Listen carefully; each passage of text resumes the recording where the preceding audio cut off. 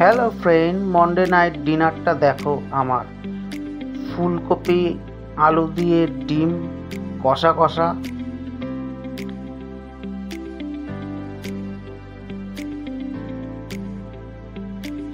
ডিম ভুজিয়া, হচ্ছে পায়েস, কুলের আচার। ভালোভাবে দেখতে পাচ্ছ কিনা বুঝতে পারছি না। কুলের আচার,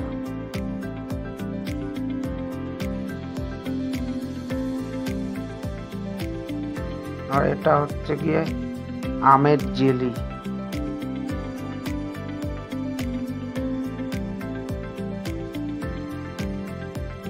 তো খাবারটা খাওয়া শুরু করা যাক। ডিম ফুলকপি দিয়ে আমি যখন ভাত খেতাম, ভাতও খেয়েছি, রুটি খেয়েছি, লুচিও খেয়েছি। তো এখন তো আমি আর ভাত খাই না, দুবেলাই ভাত খাই না, শুধু রুটি খাই। তো আজকে ডিম ফুলকপি দিয়ে রাত্রে রুটিটা খেলাম। নাইট ডিনারটা জমে গেল, খুব ভালোই খেলাম, হেভি লাগলো। গ্রেভিতে ভিজিয়ে রুটিটা মুখে দিলাম, ডিম ফুলকপি দারুণ। তোমরা রাত্রে কি খাচ্ছ সেটা কমেন্ট করে জানাও।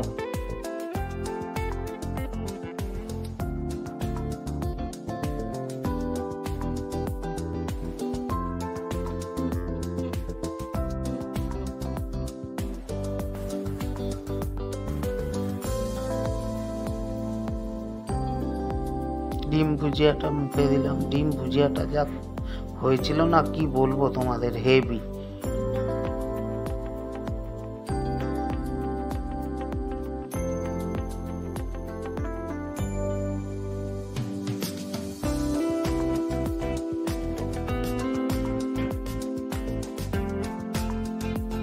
ডিম এমনিতেই আমি খুব ভালো খাই।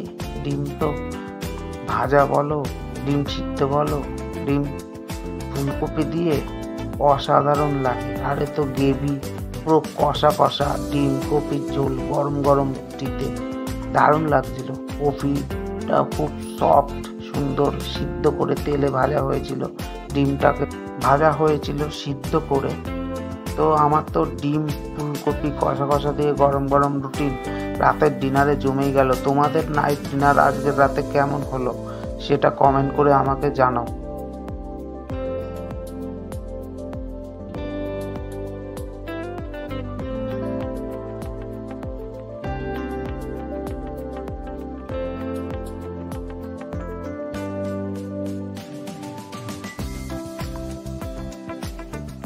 ডিম ভুজিয়াটা পেঁয়াজ, আদা, রসুন, টমেটো, কাঁচা লঙ্কা দিয়ে যেভাবে তৈরি করা হয়েছিল না, যেন জিভে রুচি ফিরে আসবে। কেউ যদি জ্বর শরীর খারাপ হয় তাও এইভাবে ডিম ভুজিয়া বানিয়ে ট্রাই করতে পারিস। তার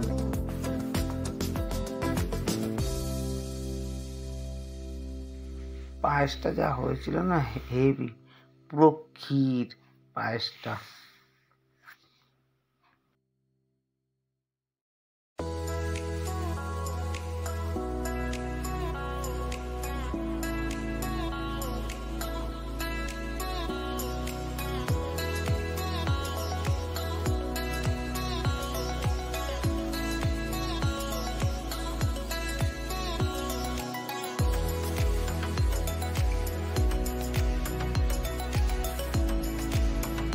এটা হচ্ছে গিয়ে কুলের আচার। যে কোনো আচারই আমার খুব ফেভারিট। ঝাল ঝাল হতে হবে আচারটা মোটামুটি।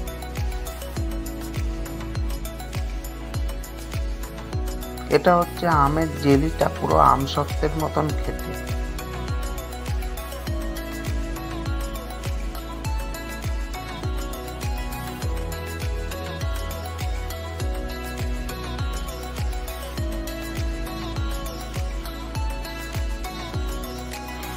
ফ্রেন্ড, পায়েসটা দেখেছো একবার কতটা ঘন গাঢ় পায়েসটাকে বানানো হয়েছে? খেতে যা টেস্টি আর অসাম হয়েছে না, পুরো ক্ষীর খেয়ে মনে হচ্ছিল।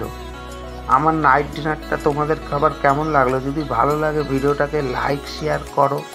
আর তোমরা কি খেলে আবারও বলছি কমেন্ট করে জানাও। তো দেখো আমার নাইট ডিনার তো কমপ্লিটই হয়ে গেল। আশা করি ভিডিওটা ভালোই লাগলো। তো আজকের মতন এখানেই শেষ করছি, মিলবো আবার নেক্সট ভিডিওতে তোমাদের সাথে। সবাই ভালো থেকো, গুড নাইট।